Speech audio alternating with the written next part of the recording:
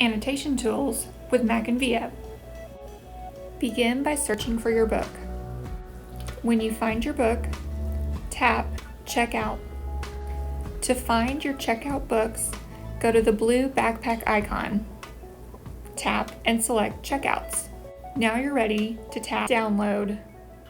Once your book is downloaded, tap Open Now. You're ready to start reading. Select a word to start your annotations. You can underline or highlight or tap the note button to begin adding your own note, and then tap Save. Continue reading your book. Tap on the next word to make your next note.